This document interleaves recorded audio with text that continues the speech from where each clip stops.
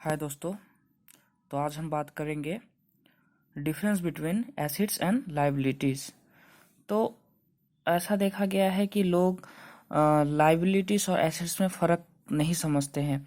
मान लीजिए जैसे वो किसी ने कार ले लिया या फिर किसी फर्नीचर ले लिया, मोबाइल ले लिया, बाइक ले लिया, इसको भी वो लोग एसेट्स समझते हैं, जबकि लोग एसेट्स नहीं होते हैं। तो आज मैं बताऊंगा कि लायबिलिटीज़ और एसेट्स में फ़र्क क्या होता है। तो पहले हम लोग लेते हैं लायबिलिटीज़।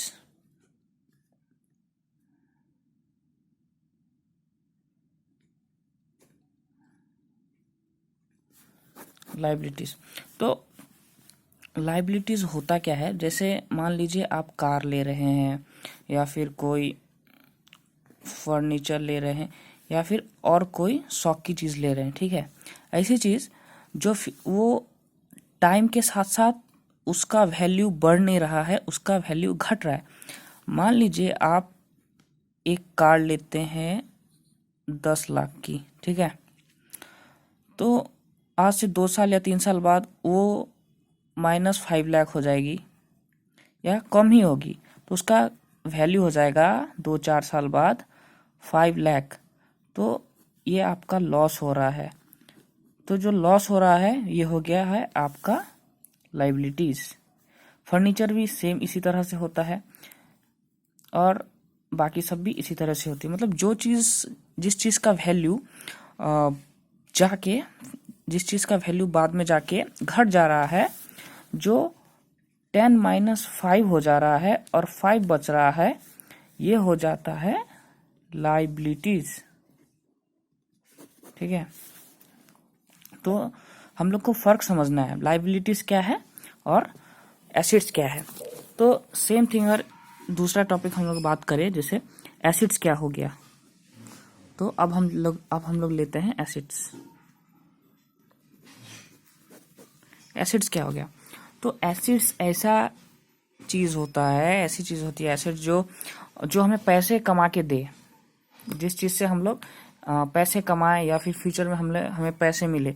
सपोज आपने कोई प्लॉट लिया, ठीक है, या फ्लैट लिया, या फिर आपका अगर कार है और आप उसको अगर शौक के लिए नहीं यूज़ कर रहे हैं, आप उसे कमर्शियली यूज़ कर रहे हैं, ठीक है, तब जाके ये हो गया एसेट्स। अगर आपके पास कोई प्लॉट है, आप उसे रेंट पे चढ़ा दिए हैं और उससे आपको बैठे बैठे इनकम जनरेट हो रहा है। फ्लैट है, उसको आपने रेंट पे चढ़ा दिया है।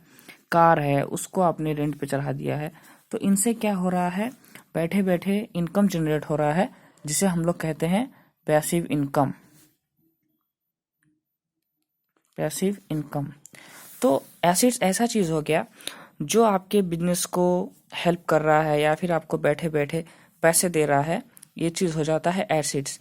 तो लोग नहीं समझते हैं एसेट्स किसे कहते हैं, लायबिलिटीज़ किसे कहते हैं, और लायबिलिटीज़ में वो अपना ज़्यादा पैसा डाल देते हैं, इन्वेस्ट कर देते हैं। तो हमें ये ध्यान रखना होगा कि हमें लायबिलिटीज़ में कम, ठीक है, लायबिलिटीज़ में कम और एसेट्स में ज़्यादा इन्वेस्ट करना पड़ेगा।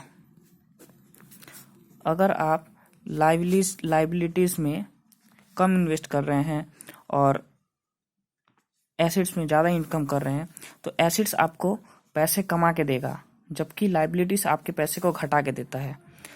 तो हमें ये सोचना पड़ेगा कि हमारी जितनी इनकम हो रही है, उसका हम लोग कम से कम 20% एसेट्स पे इन्वेस्ट करें। और बाकी तो है ही खर्चे, जैसे इलेक्ट्रिक बिल हो गया, ठीक है, और आपके इलेक्ट्रिक बिल हो गया, कोई आप रेंट पे रह रहे हैं, रेंट हो गया, फिर आपकी जो कार का खर्चा है, कार का ईएमआई है, कार का ईएमआई हो गया, कोई फर्नीचर ले रहे हैं उसका ईएमआई हो गया, ठीक है। ये आपका चल जाता है लायबिलिटीज़ में। ये आपके जेब से